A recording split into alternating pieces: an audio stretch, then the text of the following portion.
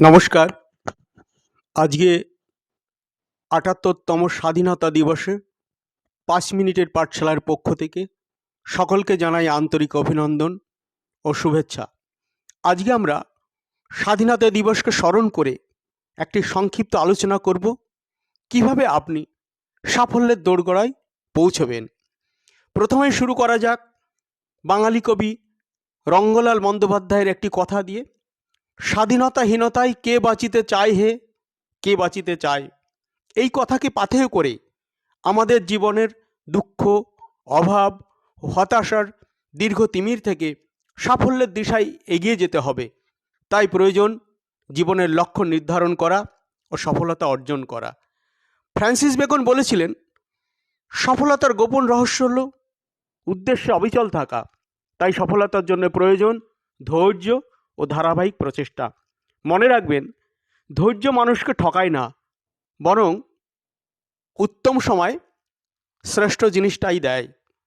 তাই you don't need a better phone, you don't need a better home, you don't need a better circumstances, you need better mindset. অর্থাৎ আপনার সফলতার জন্যে ভালো mobile দরকার নেই, ভালো বাড়ি দরকার নেই, ভালো পরিবেশ পরিস্থিতি দরকার নেই, দরকার আপনার উন্নত মানসিকতার। অ্যান্ড্রু কার্নেগি নামে একজন ব্যক্তি, যিনি পরবর্তীতে আমেরিকার ধনী শিল্পপতি হয়েছিলেন, তার নাম আপনারা নিশ্চয় শুনেছেন। ছোটোবেলায় তাকে কি নিদারুণ দারিদ্র্য সীমার মধ্যে বসবাস করতে হয়েছে, এমনকি ময়লা পোশাকের জন্যে পার্কেই ঢুকতে দেয়নি। 30 বছর পর উনি সেই পার্কটি কিনে নিয়েছিলেন এবং সাইনবোর্ড লাগিয়ে দিয়েছিলেন, সবার জন্য উন্মুক্ত। স্টিভ জবস শুধুমাত্র একদিন ভালো খাবারের আশায় 7 মাইল দূরে পায়ে হেঁটে মন্দিরে যেতেন। আমাদের ভারতবর্ষের সংবিধান প্রণেতা ডক্টর ভীমরাও রামজি আম্বেদকর অস্পৃশ্য ঘরে জন্মগ্রহণ করে ছোটবেলা থেকে তাকে কি নিদারুণ যন্ত্রণার মধ্যে তার জীবনযাপন অতিবাহিত করতে হয়েছিল। স্কুলে পড়তে গেলে তাকে ক্লাসরুমে ঢুকতে দেওয়া হতো না, তাকে বারান্দায় বসিয়ে রাখতে হতো।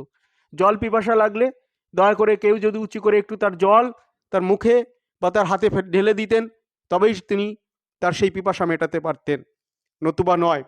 কেউ গাড়িতে তাকে তুলতেন না, তাই মাইলের পর মাইল হেঁটে গিয়ে তাকে বিভিন্ন পরীক্ষা দিতে হতো।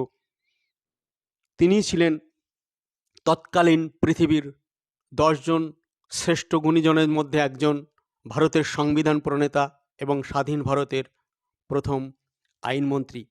তাই কিছুই আপনার উন্নতির পিছনে বাধা হতে পারে না। যদি কোনো কিছু বাধা হয়ে দাঁড়ায়, তবে তা আপনার ভিতরে ভয়